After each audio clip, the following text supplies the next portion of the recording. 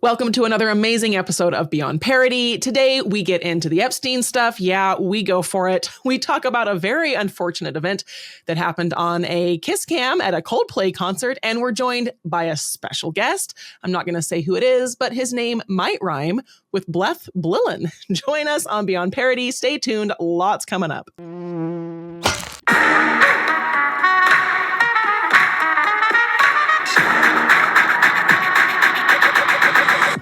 Hello, everybody. Welcome to a action-packed episode of Beyond Parody, where we have tons of stuff going on, tons of fun stuff, tons of clips to watch, tons of liberal breakdowns to make fun of.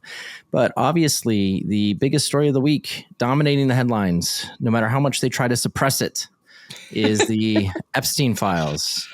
Don't look here. There's nothing to see here. It's the classic Wizard of Oz. Do not look behind the curtain type of situation. The man behind the couch.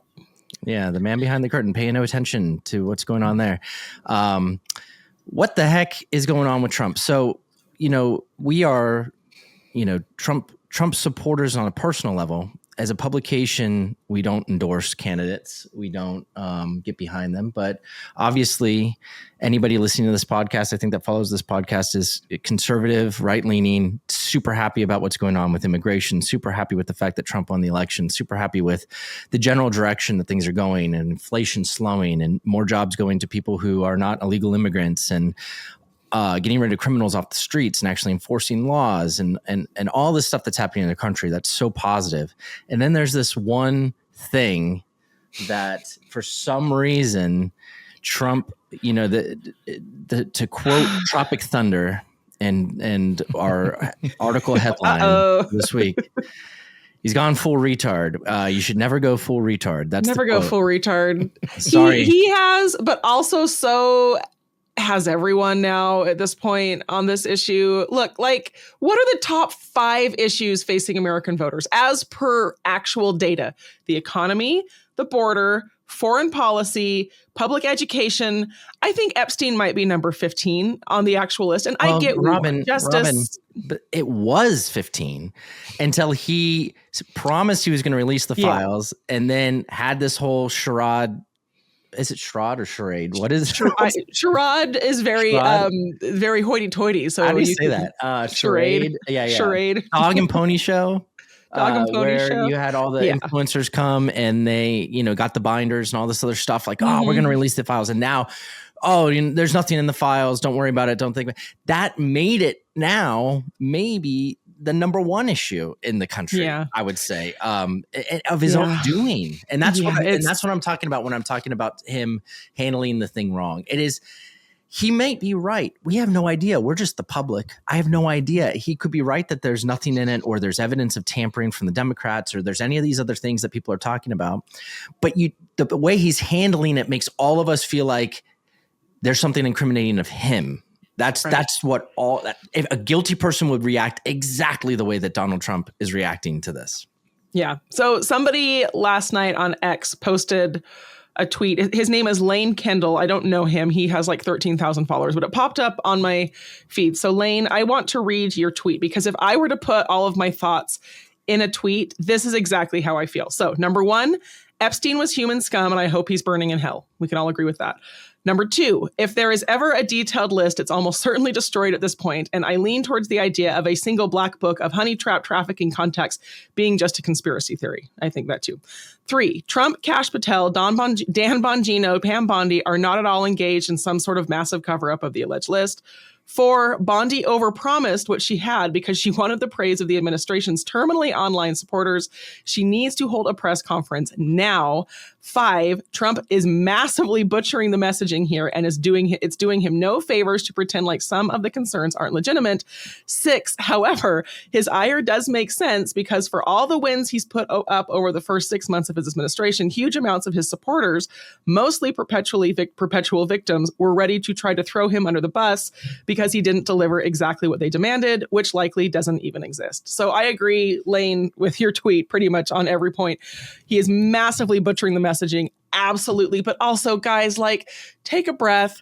Had they done nothing at this point, it would have been better than what they have done. Like the bringing all the influencers in and giving them the binders and saying she's got the stuff on her desk. Had they just waited like 8 months and gone through everything and then released some concrete information on it, it would have been better.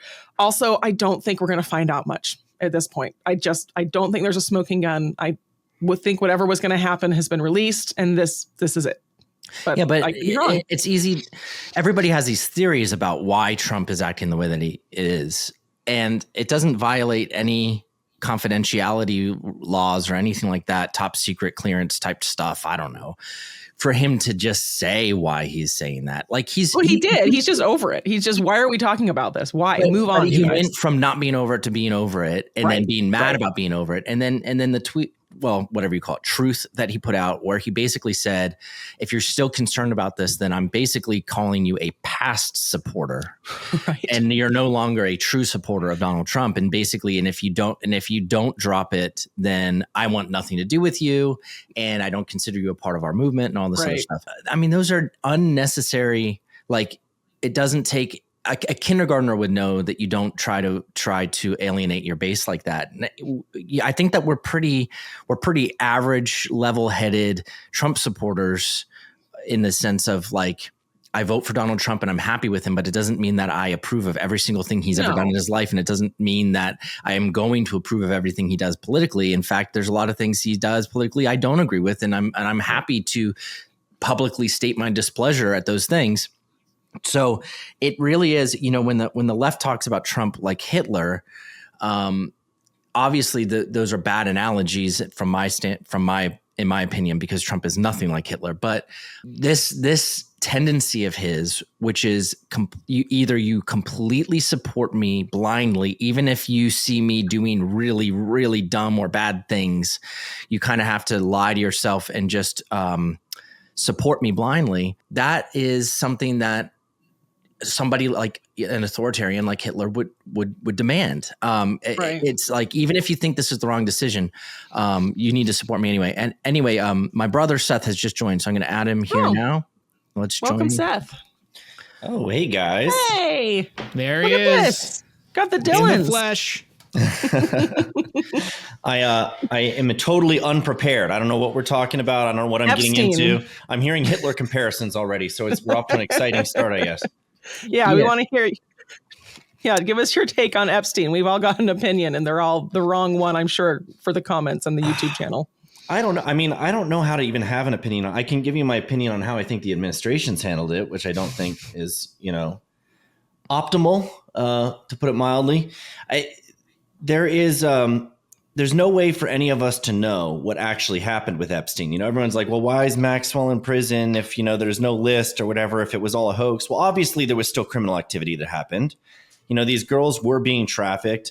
Maxwell was playing a role in that. The question is whether it was just to Epstein or whether he was also trafficking these girls to other people, other prominent people, to blackmail them, or working as a foreign operative or something like that. That's the big question, is whether or not that's the case. And the idea that was pushed so hard from a lot of prominent voices on the right, including Don Jr., the president himself, who said this is something that needs to be looked into, and he would consider, releasing this information if he was elected. This was all part of the campaign. And then they did that whole, phase one rollout where they bring in the influencers and bring them to the White House. So and they're bad. like, the Epstein files, they're here. We are the administration of transparency. We're going to bring the truth to light. We're going to start rolling out the files. And we're circumventing the media. We're going to bring in the influencers who've been Trump supporters to come here and play a pivotal role in this historic moment of releasing this big story. There was nothing in it.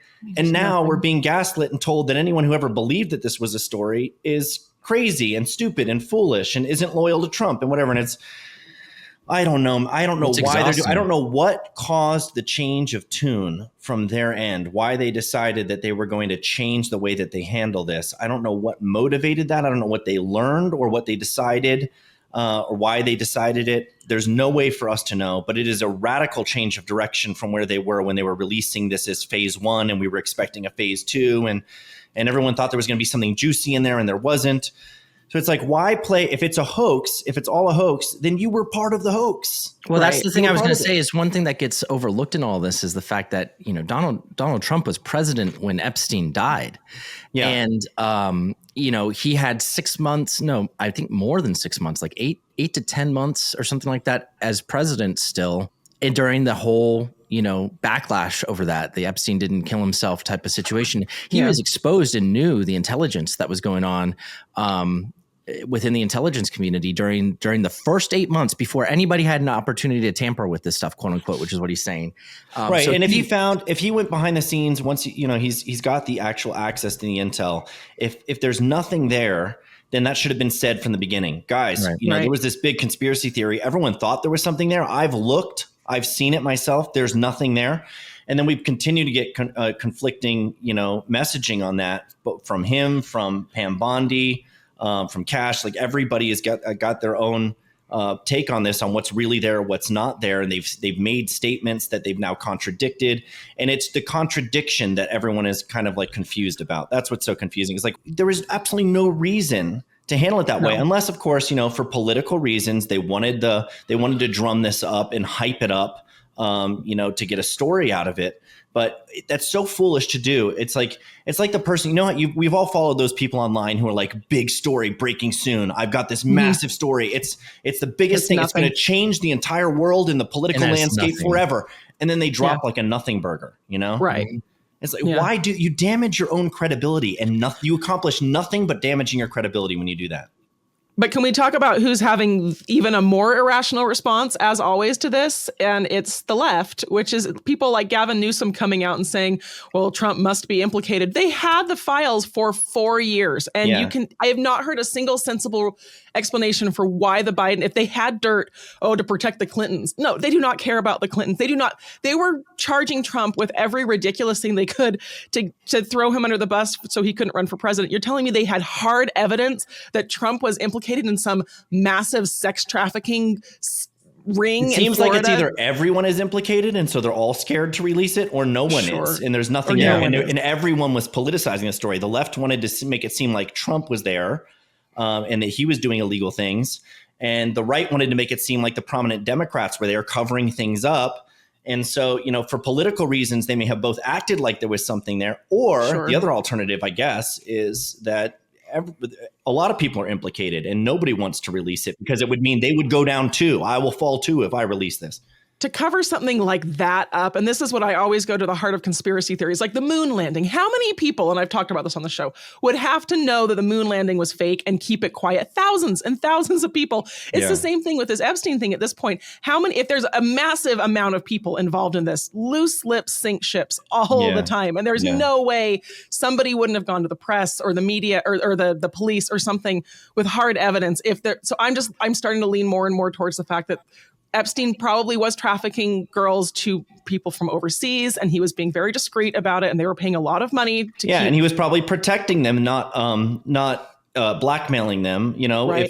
If you're black, there really is a list if he's blackmailing them, right? And somebody has a list. If he's not, then there isn't, and maybe it happened, but there's no hard evidence of it. And so, what do you do with that at that point? And people also say, well, maybe he's a Mossad agent or something like that. But that also doesn't make any sense, because again, if he was a Mossad agent, Donald Trump would know about it, because it would have affected him during his first presidency, his first term. Everyone is a Mossad agent.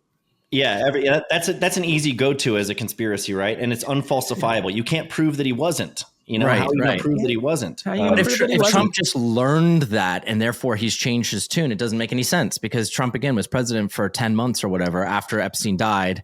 And Epstein was in prison for a while, while he was president. It's like he didn't know that. If he's an ally of Netanyahu and of Israel, then he would have known about that 100%, that you have one of our top agents, under your control, but blah, blah, blah.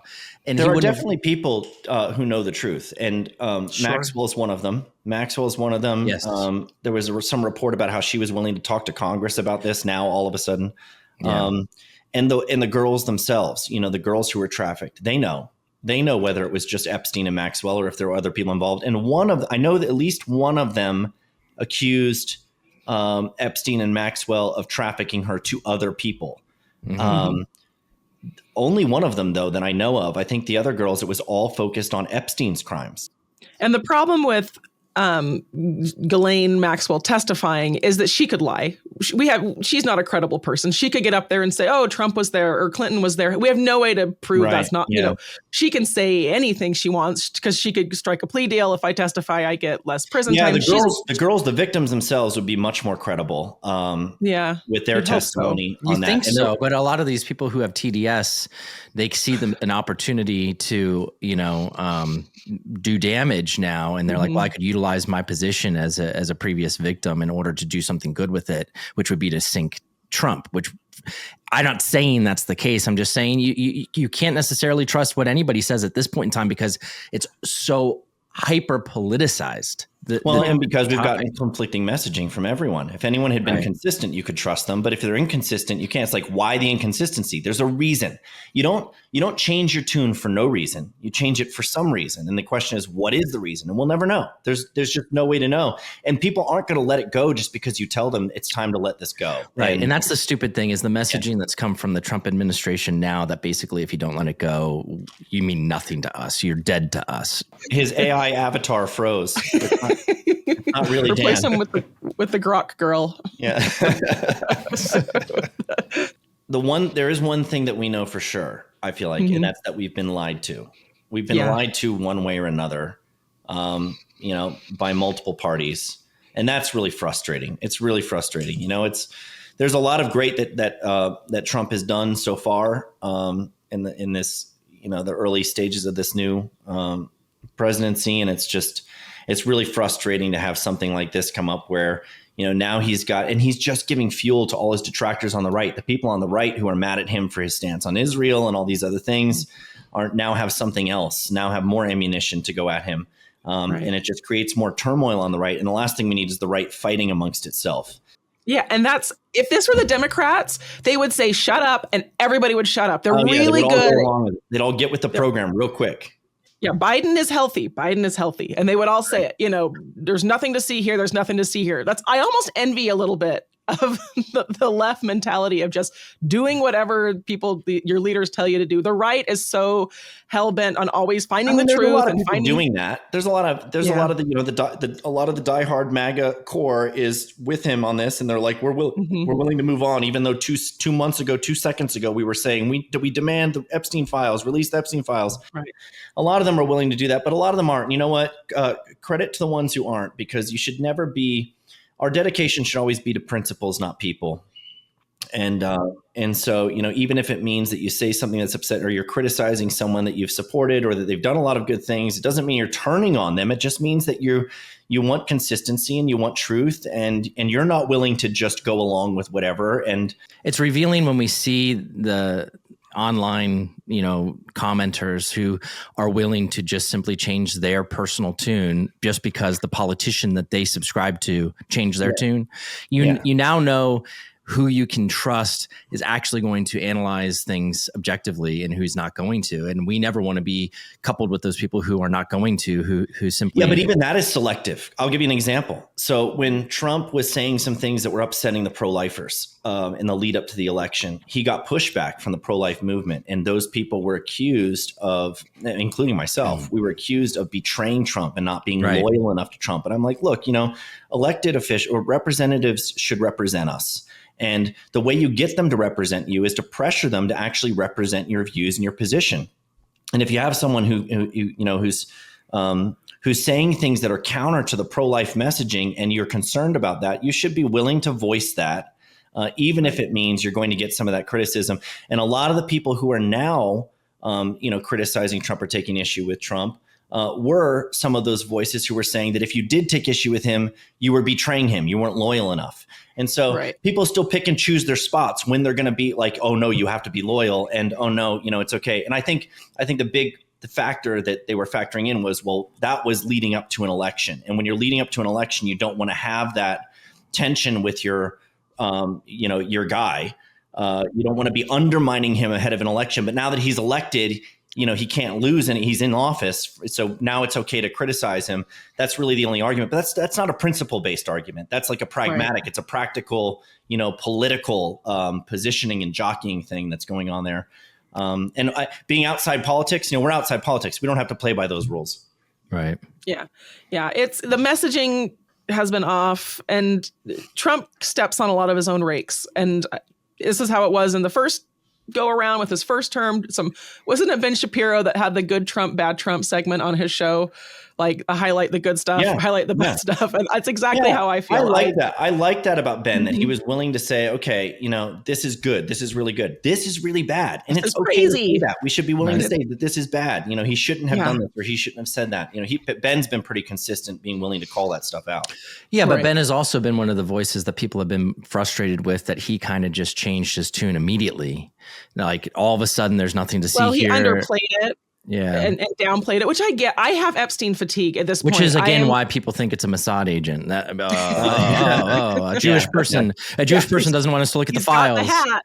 Right. Yeah. Yeah, I have fatigue on the issue, but I also understand that people don't, and they want to get to the bottom of it. And has Ben not criticized the admin, the DOJ, Trump for? He did. When everything first came out, he said, "Look, there's a lot bigger issues to focus on. I think it's a nothing burger at this point. I don't think anything really is going to come of it. We need to move on." And I get that, but the last few days of his show, because I listen to his show pretty consistently, he went last week, and if people have time to listen to it, and laid out, I don't remember what day it was, the history of Epstein. Like Jeffrey Epstein went through way back like 2005 and all his business dealings, and then the DOJ case originally. And it was good for me to hear kind of the history of where it all came from. But I think people criticized Ben Shapiro because also a few months ago when they came out and said nothing much happened with JFK, Ben said nobody should care about a case that happened in 1963 or whatever. And people gave him a lot of, and I disagreed with him on that. I think the JFK assassination is still very relevant. Yeah, people are still alive that were involved in it. So I think it's important to get to the bottom of that, but we never will, and we'll never know the Epstein thing. So fix the economy, bring down inflation. Yeah. And there's that's how I started the segment, is there's so many reasons to be happy with the Trump administration, that it isn't right to just focus on the one thing that you're not happy with. But, shifting focus a little bit to somebody else who responded very poorly to a situation. This week, Not the Bee got into a little bit of a spat and a back and forth. I never thought I would say this, with Chip Gaines. And there was some revealing stuff that happened back and forth. And it turns out that Chip and Joanna Gaines aren't the people necessarily that I thought they were. I don't know if the perception was different for other people. I think a lot of people kind of saw what happened and weren't surprised by it. But Seth, did you follow what happened with Chip and Not the Bee this week or no? I saw some of the back and forth online. I don't follow that show. I don't watch that show. I know who they are, obviously. I was not, I didn't see it when it happened. I just saw kind of the aftermath of people saying, I hope this isn't true, or expressing some disappointment in them. And then I saw some of the back and forth with Not the Bee. So yeah, I've seen some of that. And I guess his response was basically, don't judge me. Don't judge me. We shouldn't judge. And that was so the first tweet, which I'm going to share on the screen right now. The first tweet was basically, he was confronted by John Root. I'm not really sure who John Root is, but he was confronted by him. And this was like the one person he decided to respond to when this whole controversy came out. So the controversy is that there's this new show Chip and Joanna Gaines are producing called Back to the Frontier, which is like everybody's going back to the 1800s technology. There's no phones, there's no electricity, and there's three families that kind of compete to see how they can survive. I don't think that this is a unique show. I think other people have done something similar to this, but the basic thing that people got upset about is the fact that, Chip and Joanna Gaines, at least publicly, have professed to be like born again, like Christians, strong Christians, involved in their church, involved in their community and everything like that. And this definitely been part of their brand. Yeah.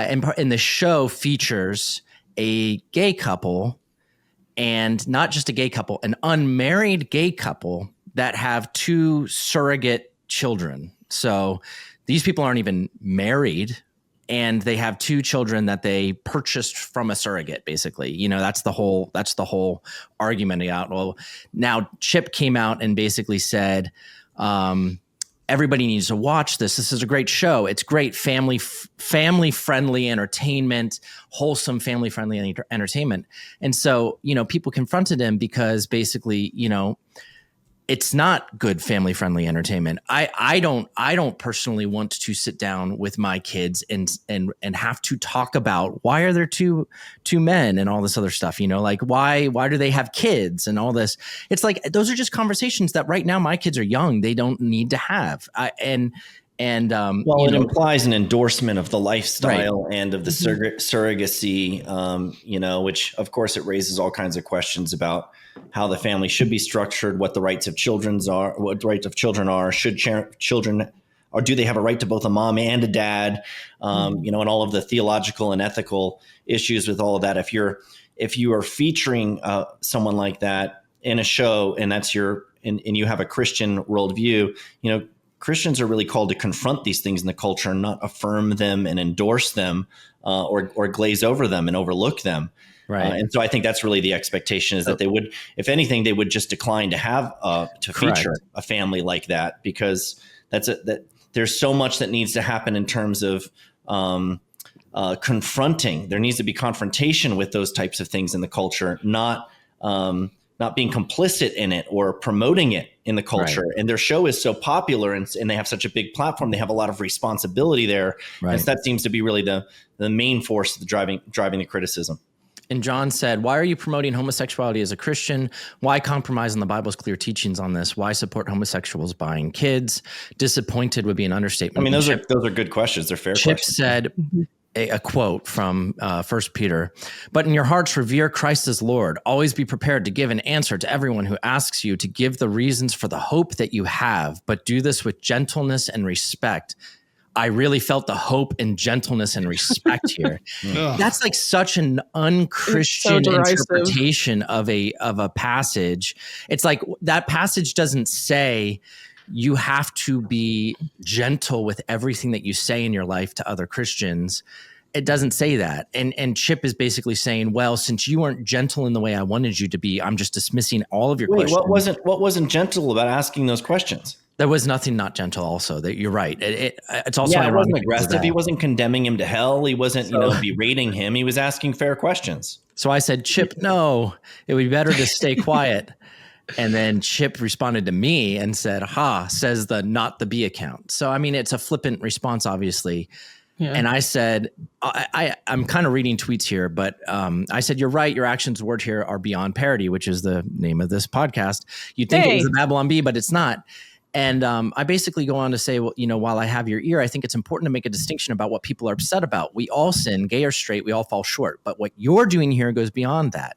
You're wrapping sin up with a bow and selling it to our children. Mm. And that's really the thing that, did you get any further response after you? He responded in one other thread, yes, to us. I don't have it up here on my screen right now. But he's basically interacted with us, with that John Root guy, and with Megan Basham. And in every case, he basically now is responding mostly to the people who are supporting him. And the issue is, you were more gentle and respectful than he was, by the way. He's like, says not to be account. He's giving you kind of this like flippant, dismissive response, where you were giving him like a genuine, heartfelt kind of, Right. And that's the thing is, I even say in that response thread, I'm like, this isn't coming from a place of condemnation or judgment. It's coming from a place of like, you need to think about how your actions are going to affect people because maybe you didn't. And so this is basically the culmination of all this. I posted this. I said, I think what we learned, and this comes from his responses. It's very obvious. He made another post that says, talk, ask questions, listen, maybe even learn. Too much to ask of modern American Christian culture. Judge first, understand later, never. It's a sad Sunday when non-believers have been confronted with hate or vitriol until they are have never been confronted with hate or vitriol until they're introduced to modern American Christians.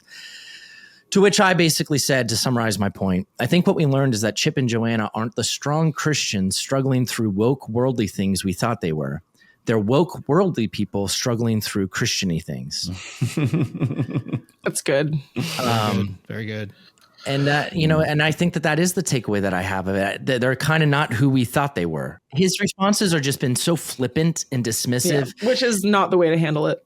Yeah. Well, it goes back to the old debate about how Christians should engage the culture. What is compassionate? What is loving? How do you express the truth? And there's a lot of expectation that the call to be kind, respectful, compassionate, loving means doing what they did, which is, acting like there's nothing wrong here, or, and and never judging somebody else, even if they're openly living in sin. That's the irony of him saying that to us, which is, I can't believe modern American Christianity. Look how judgmental these people are. But in reality, he is what represents modern American Christianity, which is kind of this Christianity light, which will never confront sin and never stand up for principles with the fear of offending somebody or not being quote unquote. Yeah, the idea is exactly. The idea is it's harmful and offensive to tell the truth, and so we shouldn't. We should we should bite our tongues, and we should hug people and sing Kumbaya together and all hold hands with people, even as they're doing things that are damaging to the culture.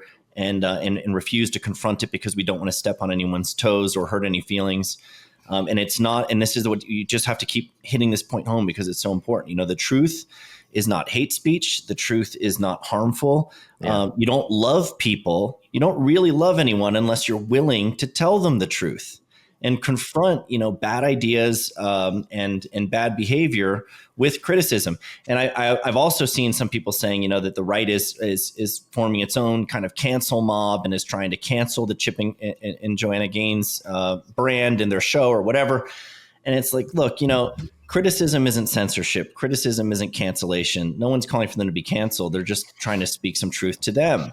And that's certainly fair. Well, to be fair, some people are calling for them to be canceled. Yeah. Well, are there?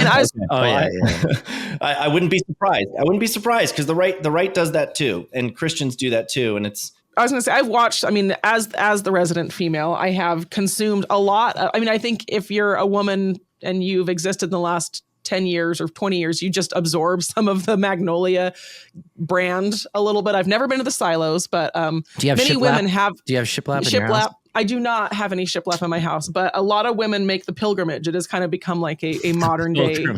You go down to Waco and you consume their pastries and the Branch Davidians. Look. Oh wow! Hey, look at you. You're more legit than I am. But this is not mine. Dan, burn it right now on the show. There we go. I have a little bit more of a nuanced look at it. I am not. It's tricky because we watch a lot, we consume a lot of media, and in our day and age, and gay couples pop up here and there. And I have older kids, I have younger kids, and I tend to be the parent that, depending on what the context is, if it leads to a conversation, we have the conversation. If not, I just ignore it if it happens on screen. So I wasn't as offended that it happened. I'm more offended that they got so uppity with people, and they do profess to be such devout Christians. If you if you want to have a show and you have gay people on it, that's your own prerogative, and it's Hollywood, and there's plenty. And I have gay friends. I'm not a pearl clutcher. If a gay couple's on screen, I don't turn it off immediately, especially if I'm watching, my own shows. It's just not something that I care about as much. But they do have a brand where they profess to believe certain things they have for years. And I've been I've respected the way that they've been able to bring religion and their Christian faith into the brand in a way that a lot of people abandon the first minute they go to Hollywood. And so this feels like they're crossing a bridge that will eventually just lead to their content being normal, pablum, liberal, whatever, Yeah.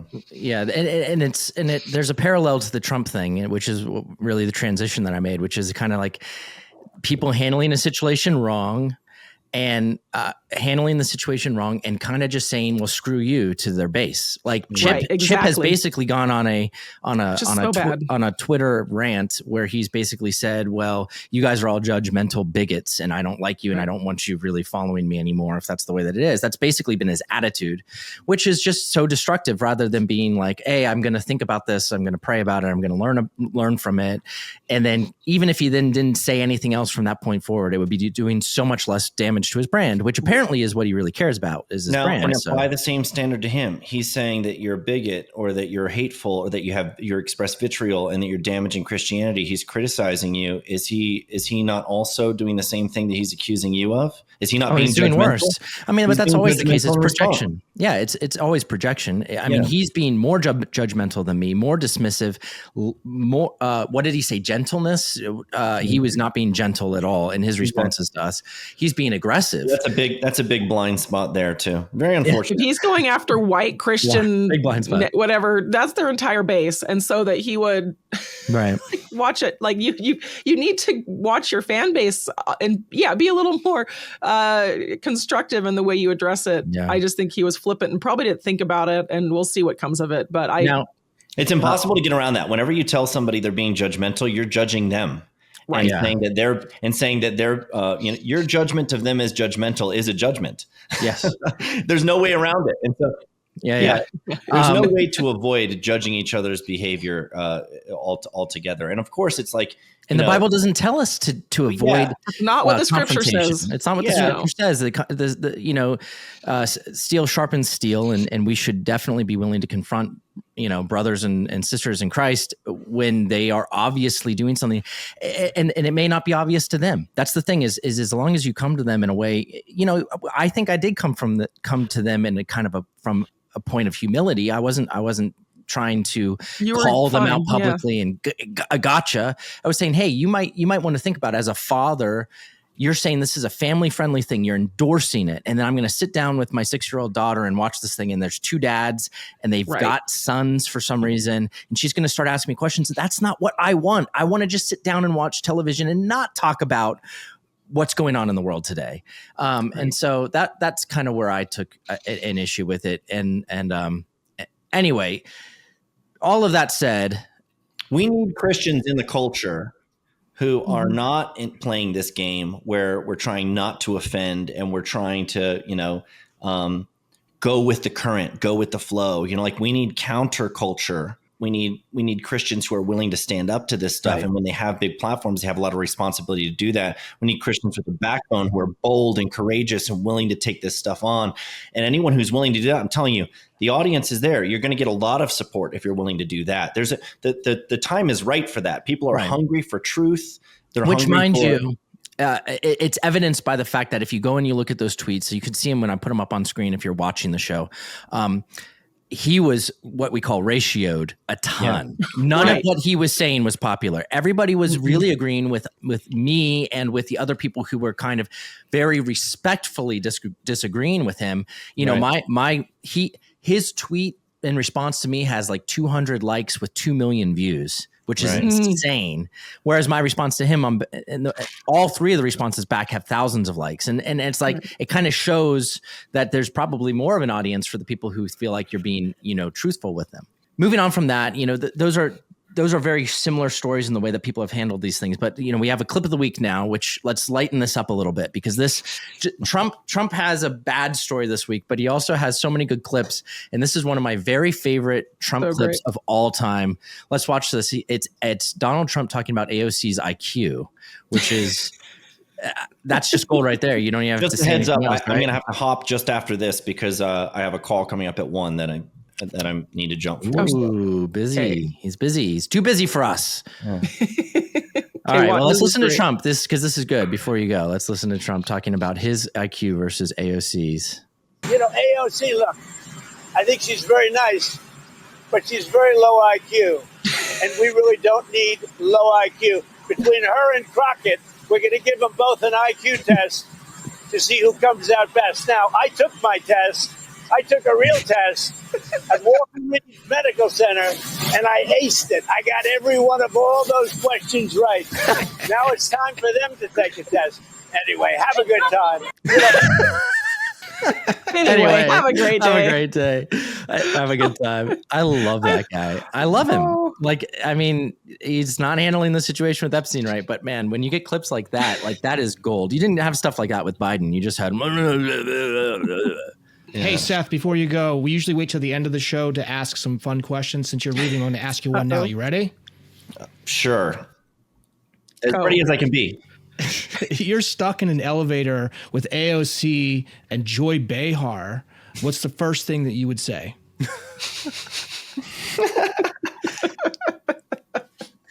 Oh, man. Get me to a higher IQ elevator. So in our case, it's funny because we've done so many AOC jokes. I mean, we've done a lot of jokes about The View and all that too, but we've done so many AOC jokes. I would maybe just kind of put her on the spot and ask her if she knows what the Babylon Bee is and just see what her reaction is.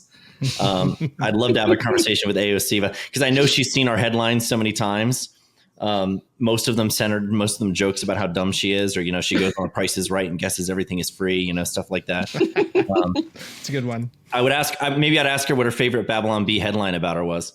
That's great. Good. That's good. I bet she'd play along.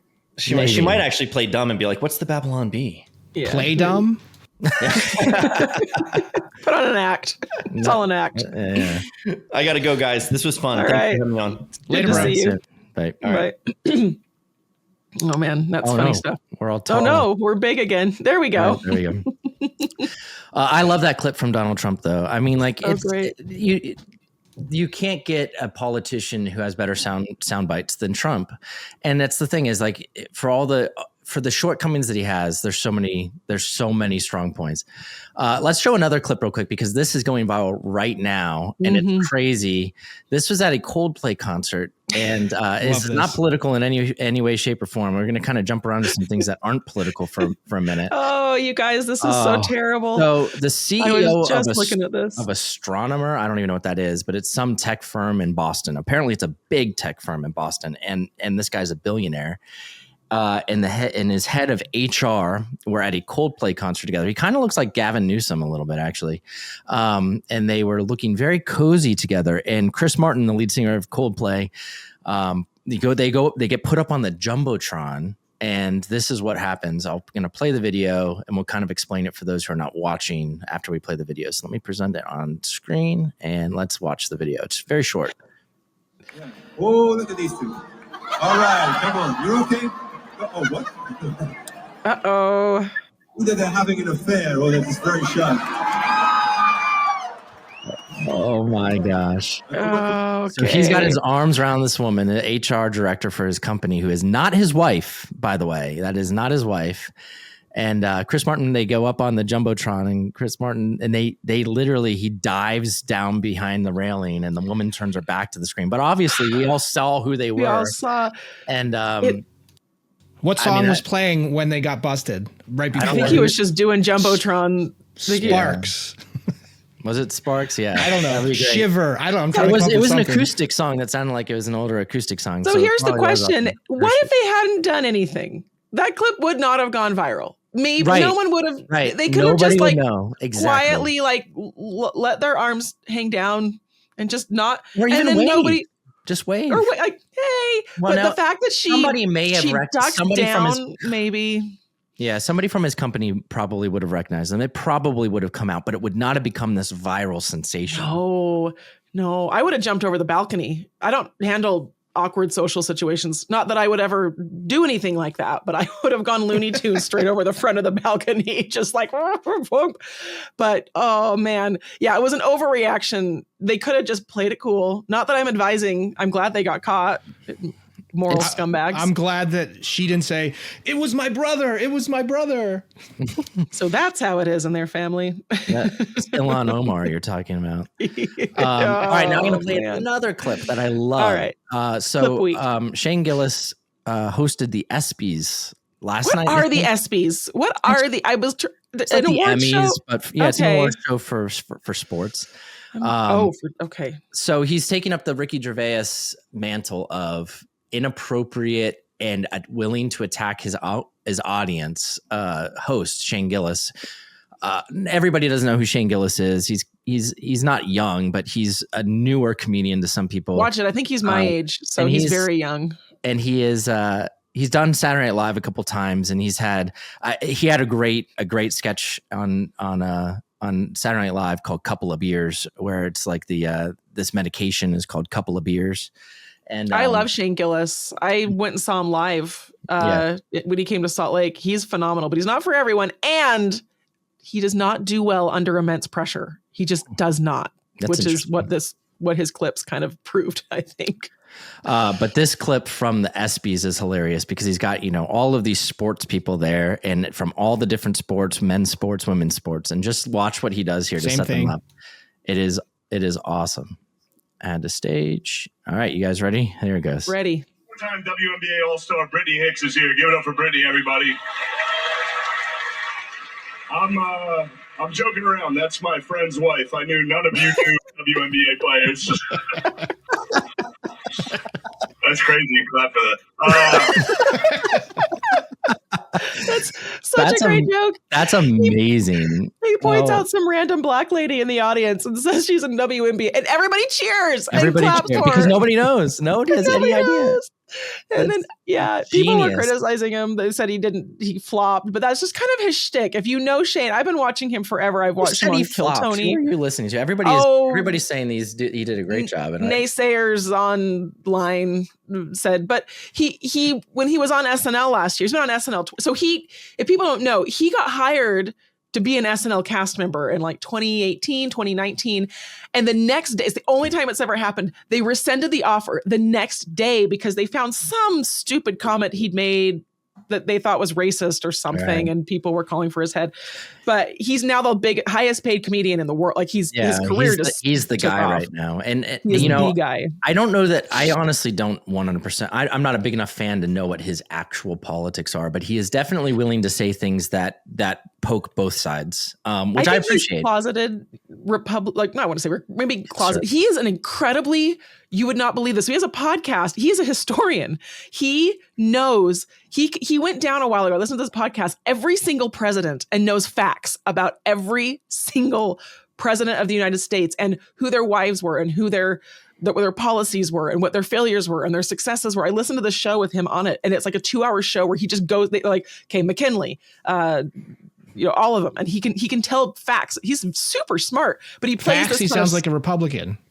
Well, yeah, there you go. But he's very smart and very well versed, and he comes across as kind of this jock, dumb guy. And his live show is hilarious.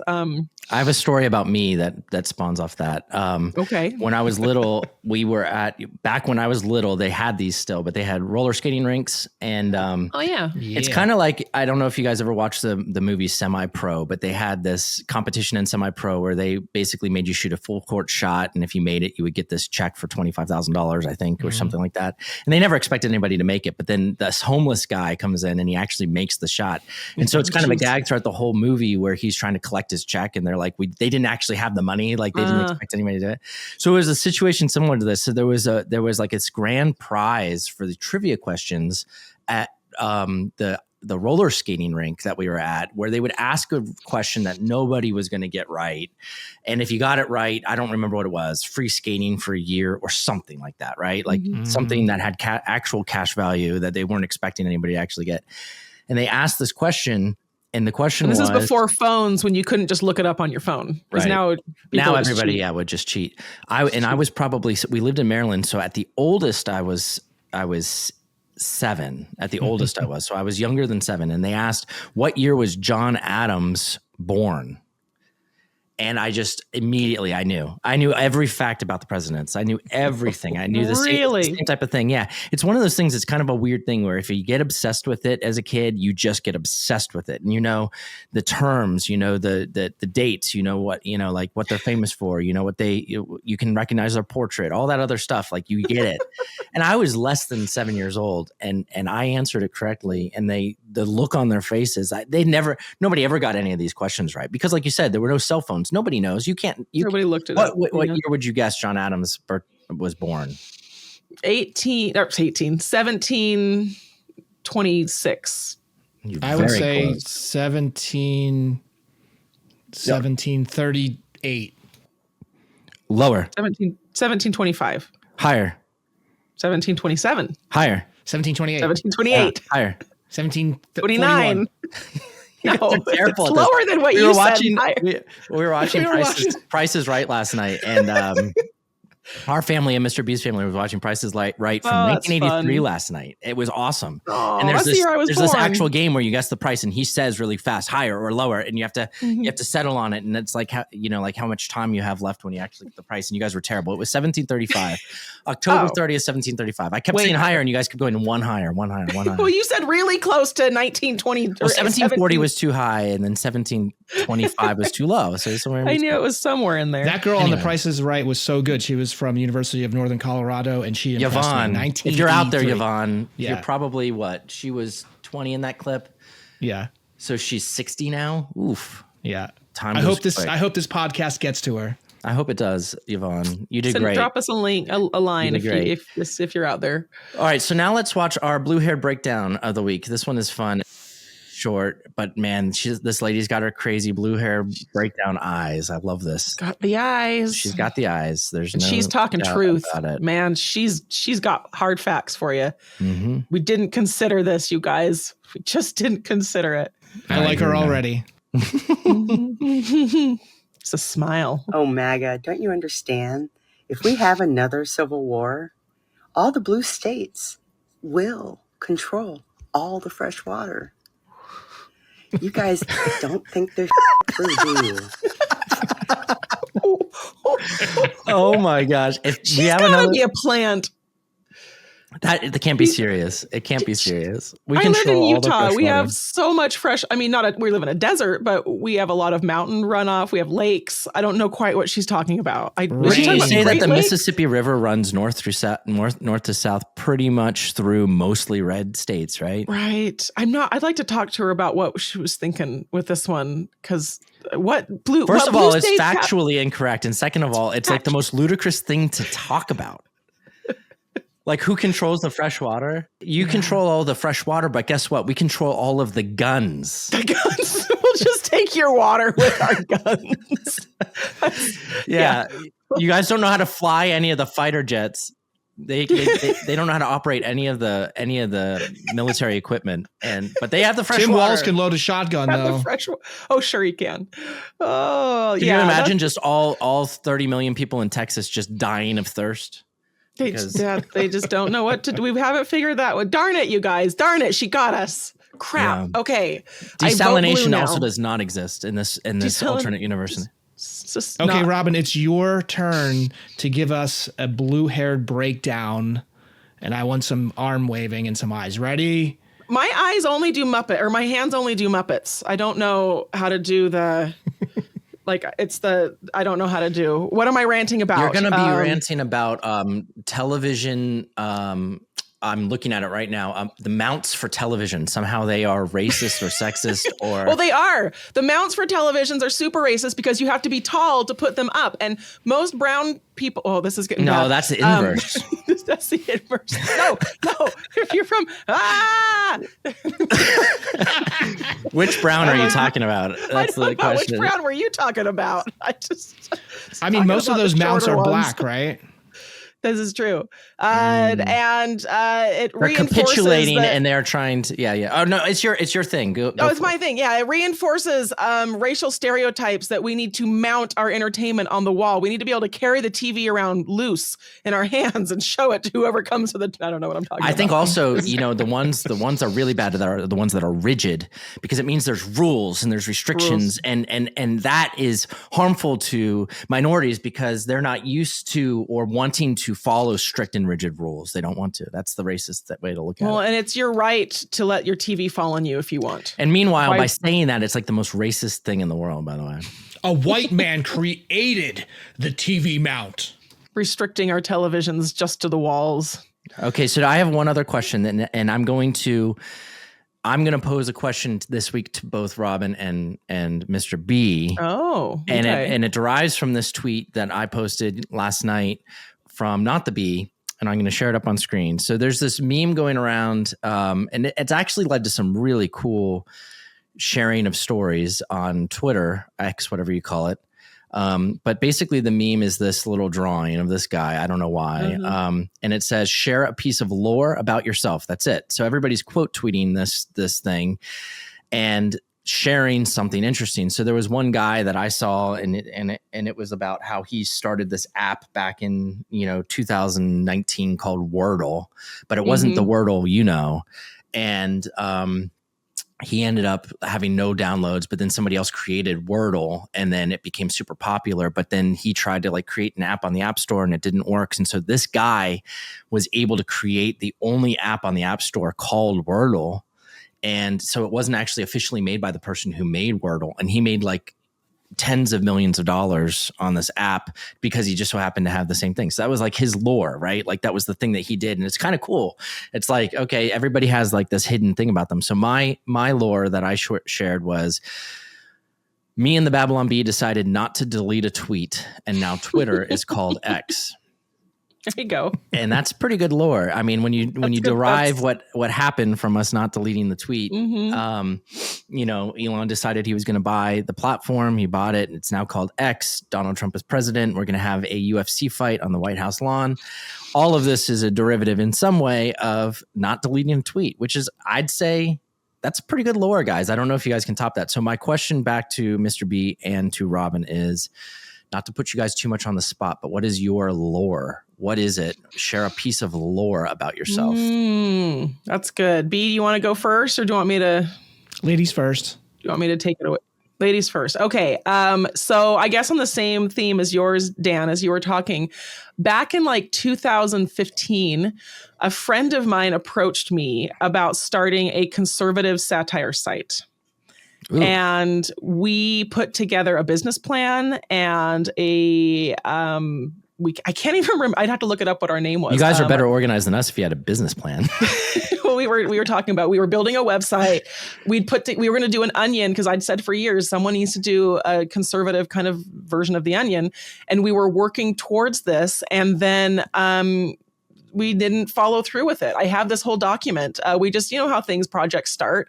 And then a year later, the Bee started. So I say that I just pushed the energy out into the universe and that somehow it was called the Babylon Bugle. Was that what it was? Yeah, it was something like that. I got to go look up. But we had a whole list of names we were workshopping, but we really got we were brainstorming. We were building a website. We were working towards it. It was it was something I very much wanted to be a part of. And so I could have been Seth and I'm not. So. What year was that? 2015, 2016, somewhere in there. So right around the time Babylon Bee actually was getting started. I'll bring it up someday and it's. Do you have any of the jokes that you guys had written down? Yeah, I have to look up conservative. I'm looking. We said how to make a conservative satire site that doesn't suck. That's what we were calling it, or something like that. I can't find it right now. I'll do it next week. I'll get it up. I also applied to work for The Onion years ago and got as far as the pitching process. And so I have a whole bunch of headlines that I pitched for The Onion. You were not unfunny enough to work for them.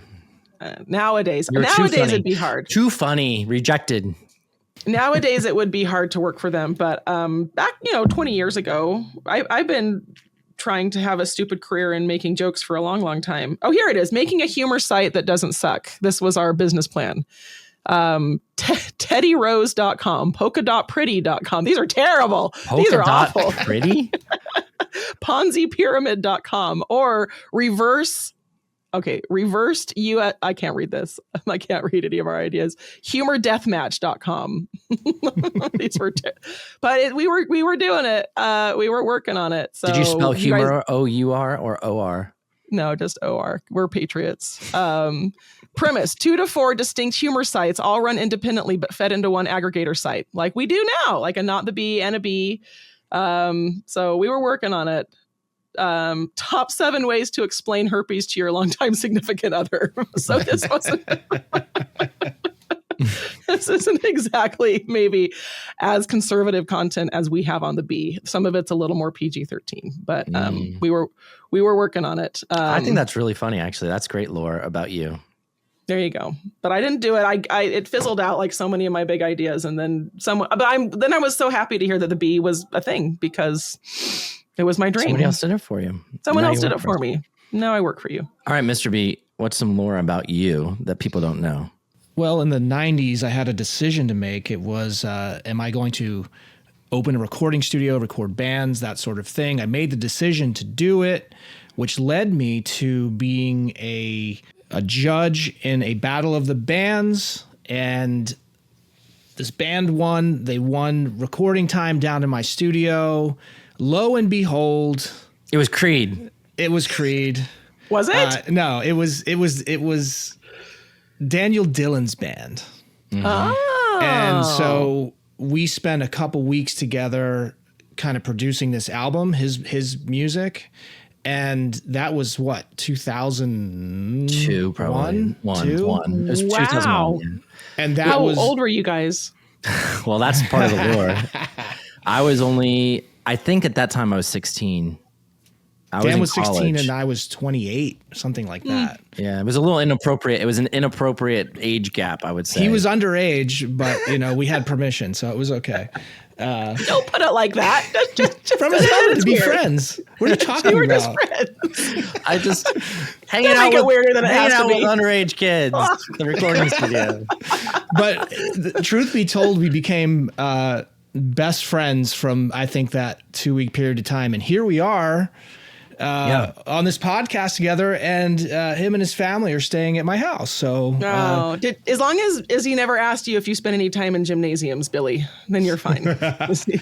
Well, there's another piece of lore that actually has to do with Creed, but I won't say the exact story. But let's just say that Mr. B has held one of Creed's, or is it the only Creed Grammy? He's held the it quick in his story. hand. This is a good story. I don't know if you should tell that story or not. Maybe it's too self-identifying. I don't know. Maybe it's not. Yeah, I'll be very general about it. The quick story is I was in a band back in the early 2000s, and we played a show in Orlando. Long story short, one of the audience members happened to be Scott Stapp's wife, and she asked And this me, is a guy from Creed. I don't know anything. I'm about sorry, the Creed. singer of Scott. Yeah, the singer of Creed. With Scott Stapp. arms wide open. There it is. There it is. Sounds more like Pearl Jam. Sounds like Eddie Vedder. Well, that's what he sounds like. Yeah. He's Eddie Vedder, even pronouncing words even worse. It's like the adults on Peanuts. Long story short, she ended up inviting us back to her house. A few How of old was us, she? we go back there. She was older than 16, Robin. She was definitely older than 16. I did not have Scott Stapp's permission though. But he was on tour and we were in the house, and she's, drink some wine, and Jeez. I saw I don't know that Grammy this is- up there. this I'm is like, a- I'm going to take a terrible picture story. with the, It's a horrible story. I know. But it all worked out well, and everyone survived. Everyone, and at the end, everyone lived, and Yes. we were all fine. That's a great story. Although, let's just note that shortly after that, Scott Stapp filed for divorce from his It's true. It was like 2 weeks later. It was like 2 Be weeks the later. heartbreaker, and then were you on the jumbotron at the Coldplay concert? That's my G-rated version of the story. Okay. Maybe for a 1-year anniversary of the podcast, I'll bump it up to PG-13. It was the 90s, people. It was the 90s, all right? It was the 90s. It was a different time. It was a different time. Oh my god! All right, on that note, I think that On that note. on that musical note, with arms wide open. On that note, we will go ahead and call it quits for the week. Thank you guys for joining us, for discussing all of these fun but also not fun topics, and learning more lore about Robin and Mr. B. We will see you guys next week. Talk to you soon.